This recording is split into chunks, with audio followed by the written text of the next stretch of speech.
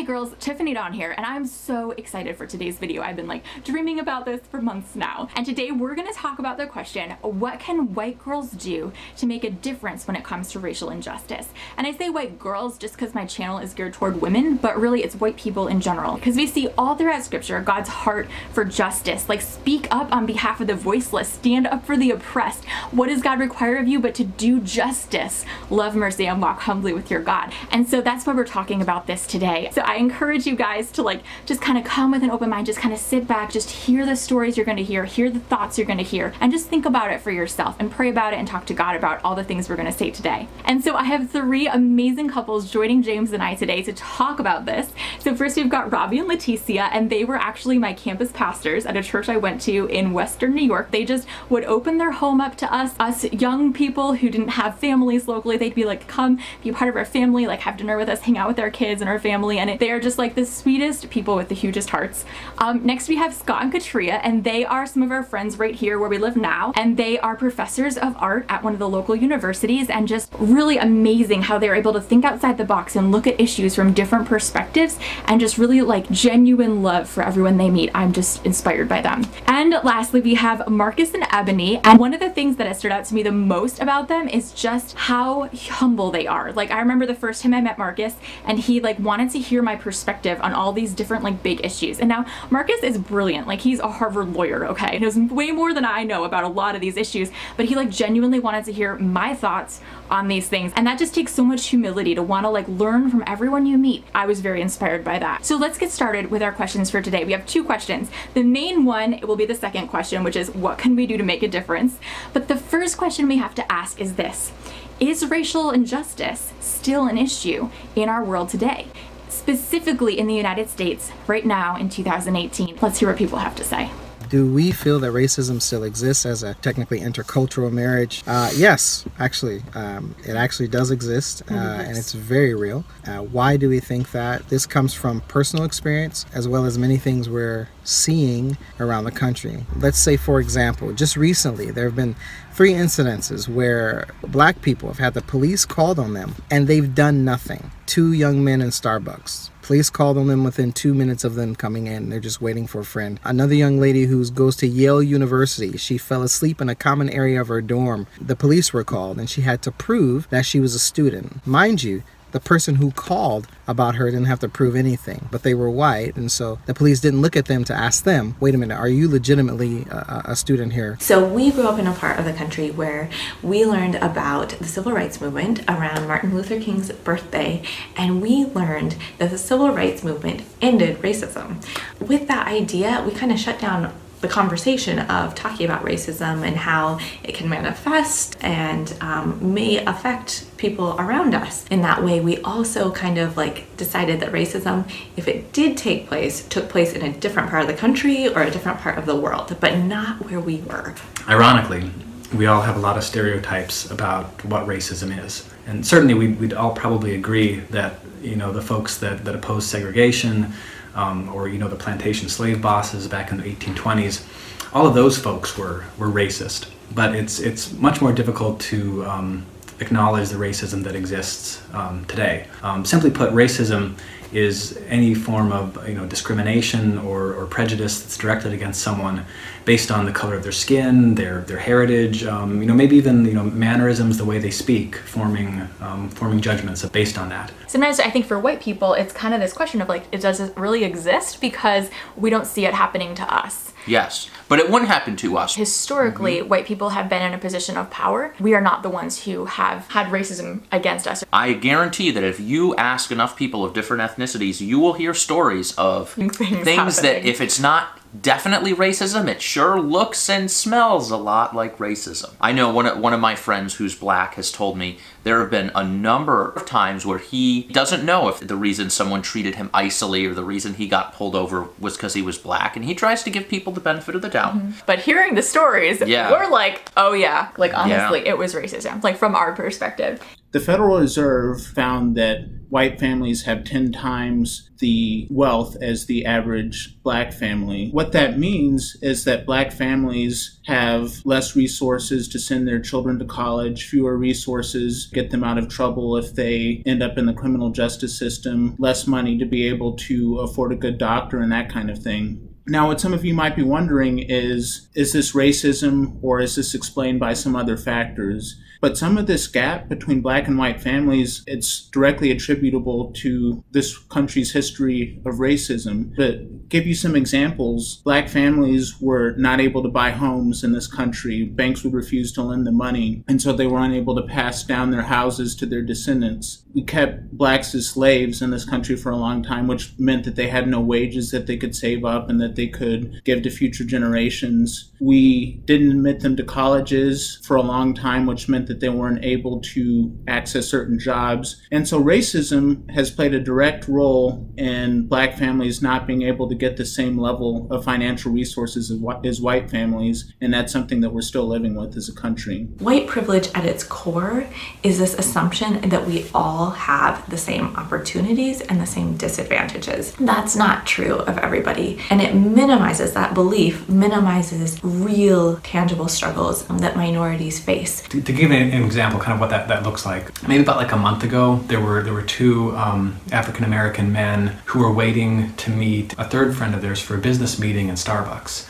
They ended up having the police called on them. They were escorted out in handcuffs. As a white man, it would, never occur to me that could happen to me in a Starbucks.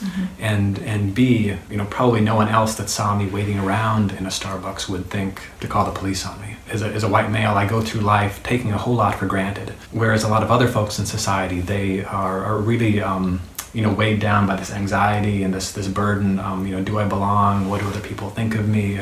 So to be without that is really a privilege. I work as a psychologist in the school system, and one of the biggest disparities I see between my students of color and their Caucasian classmates is just how particularly our black boys are just viewed overall as more aggressive and or more hyperactive and just kind of in general more negatively for the same behaviors that their white peers might demonstrate. I think that with the culture that we're living in and the videos that you see all over the internet, I think we've got this large stigma around black bodies being viewed very violent, aggressive light. And I think that that has been hyped up by stereotypes and stigmas portrayed about black people. One of the biggest parts of my job is testing children for special education. I have to be so careful to make sure that I am not over-identifying our students of color because their white teachers misunderstand them and their behaviors and their culture. So now let's go into the second question, the main question for today, which is, what can white girls or white people do to make a difference when it comes to racial injustice? Well, I would say that there's not a concrete solution, but one thing is just to educate yourselves. If you're in college, take an African and African American studies class, take a class on Middle Eastern culture, get some of that background knowledge. Spend time with people of different backgrounds from you and just kind of, sit and listen and take in that information, ask questions. Form genuine friendships with people of color. And I think one of the reasons that's so important is that you will start to then care so much more about some of these issues. So if you have a black friend whose child is being misidentified as somebody who's aggressive or somebody who's a troublemaker in class, you will care so much more if you have a group that includes several close black friends, because then that will be personal for you. One of the avenues that I've taken personally is looking at people's websites and their blogs and their articles, and I follow Sean King on Instagram, and he's always keeping track on just injustices that are being committed against people of color and ways to get involved and things like that. And Marcus has also been writing a blog. It's really easy, marcusalexandergadsden.com. You should check those out. They're really introspective, and I read them myself, and I'm not just fangirling because I'm his wife. But if you are a white person in America, number one, educate yourself. Educate yourself to the history of Black Americans in this country. Realize that it has only been 50 years or so that Black people have been considered valued enough to even vote. Number two, use your voice when you see marginalization and discrimination and bigotry happen. Right. Don't sit back and say, well, that's not my story, or that doesn't have anything to do with me. The most beautiful thing about the Starbucks situation is that the person doing the recording was a white woman. The people standing up for these two black men were white people. And I can tell you from experience, that doesn't often happen. That was the most beautiful thing, that there were people who were white. The woman who posted that said, this is absurd. These men are being arrested for doing something that I as a white person do all the time. Why is this happening? Use your voice for justice. Use your voice. Love defends justice for others. Love stands up for others and says, what you're doing to them is wrong. And if you're going to do it to them, it's like you're doing it to me. And if it's wrong, it's wrong. So we are living in a society right now that's really polarized in lots of different areas, whether that's politically or when we talk about religion. We have really strong opinions, and we pull in on ourselves, and we want to be with people who are just like us, that believe everything that we believe. So it's really important to get out of our comfort zone or bubble, and there's lots of opportunities to do that. Travel is amazing, like just seeing the world and meeting new people. Volunteering in your community is a great way. Also, just kind of cultural outlets, whether that's going to an art museum and encountering an artist you've never seen, or reading a book that you normally wouldn't read, or seeing a movie that challenges your way of thinking and gives you new perspective on a different group. All those things are ways that you can expand your worldview, which in turn gives you a heart for other people's stories. And it's in those relationships that we can be humble, and we can acknowledge that we don't have all the answers ourselves. And there are a whole lot of people that have had experiences in life that are different from our own. One of the things that I'm becoming most aware of myself in combating this is the fact that love is an intentional thing. What I've seen sometimes is I feel like we're fighting hate with hate, both from black and white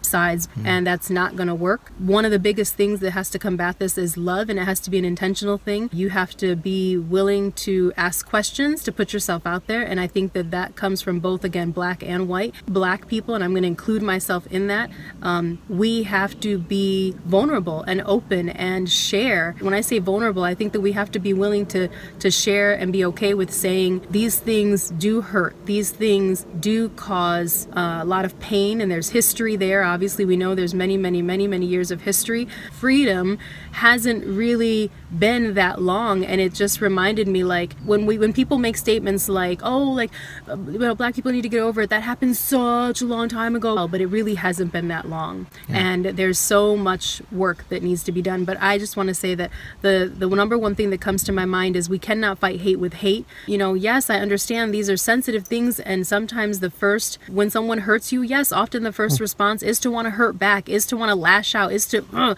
but I love what those young men did with that Starbucks situation. They could have reacted, but they chose not to. They responded, and they responded well, and I think that they're a great example for us to look at as how can we combat this thing. One other thing that has been really and powerful in my own life is just starting to ask God, like, Lord, are there areas of bias or prejudice in my own heart? Because my theory is that it's part of human nature to think that how we are is better than how somebody else is, or to compare ourselves to somebody else. And that's not necessarily just with race. It could be other things. It could be socioeconomic, it could be religious, it could be whatever. Your body type. Yeah, exactly. But I think we all experience issues of bias and prejudice in our own hearts, and we're not always aware of them, because maybe we grew up with them, we just think they're normal, we're not even aware.